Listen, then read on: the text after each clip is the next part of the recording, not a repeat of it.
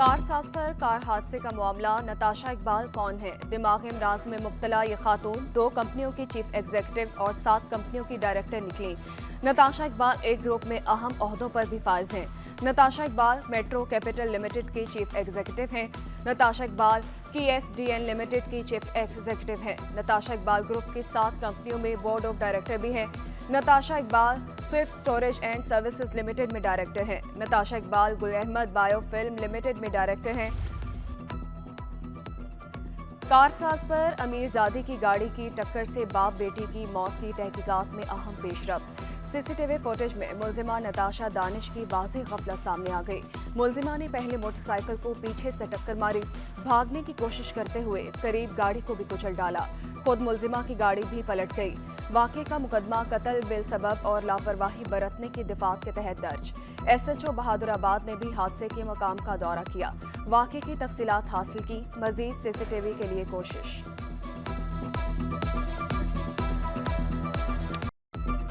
गाड़ी चलाने वाली सनतकार की बेटी नशे में थी या नहीं? वकील मुद्दई का मुलजिमा के नशे में होने का दावा।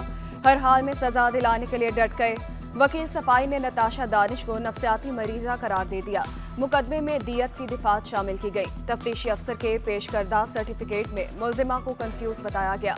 हवास बाख्ता मुलजिमा अदालत में पेश और शामिल तफ्तीश नहीं हो सकी। सिटी कोर्ट में मुलजिमा को पेश ही न किया गया। मेडिकल के लिए नमूने लैब में आज जमा होंगे। मुलजिमा का 1 रोजा जिस्मानी रिमांड भी मंजूर। आज हर हाल में मुलजिमा को अदालत पेश करने का हुक्म।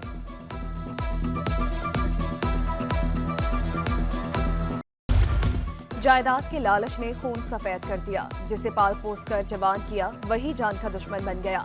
पुरानी सब्जी मंडी में बेटे के हाथों बाप कत्ल। जायदाद के तनाजे पर बेटे ने मां के सामने बाप को गोलियां मार दी। वारदात के बाद नशे का आदी कातिल बेटा शौकत अली मौके से फरार।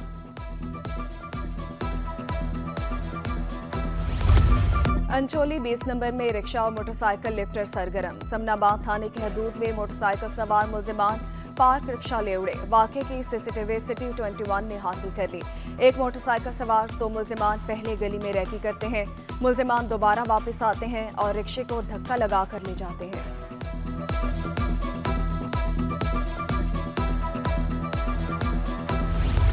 सिंध में अमनो अमान की सूरत हाल पर इजहार तशवीश। पीपल्स पार्टी के MNA मखदूम जमीलुज़्ज़मा का IG सिंध को खत। मखदूम जमीलुज़्ज़मा की जानिब से खत उनके सेक्रेटरी ने लिखा, अमनो अमान की सूरत हाल पर कौमी असम्बली में बात की जाएगी। अमनो अमान की सूरत हाल पर ब्रीफिंग देने का मुतालबा।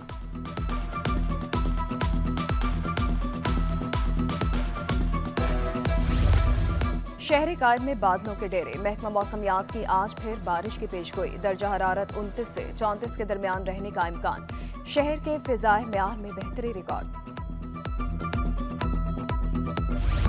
सीनियर सूबाई वजीर शर्जील मेमन ने बिजली बिलों को बड़ा मसला करार दे दिया। सिंध में अवाम को मुस्तकिल बुनियादों पर सस्ती बिजली देने के लिए कोशिशें जारी रखने का ऐलान। कहा कि सिंध के अस्पतालों में बैरून मुमालिक से आकर लोग इलाज करवा रहे हैं। जिना अस्पताल में नई सहूलियात की फराहमी पर अवाम को मुबारकबाद। घर बैठे गाड़ियां रजिस्टर्ड कराने की भी खुशखबरी सुना दी। गाड़ियों की ऑनलाइन ट्रांसफर भी करवाई जा सकेगी। सितंबर में दोबारा नंबर प्लेट्स की नीलामी का ऐलान होगा।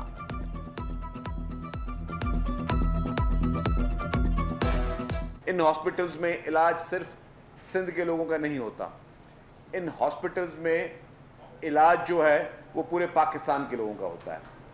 सिर्फ जो साइबर नाइफ है उसके स्टेटस के हिसाब से 31% जो पेशेंट्स हैं वो पंजाब के, वो आते हैं कराची में इलाज कराने।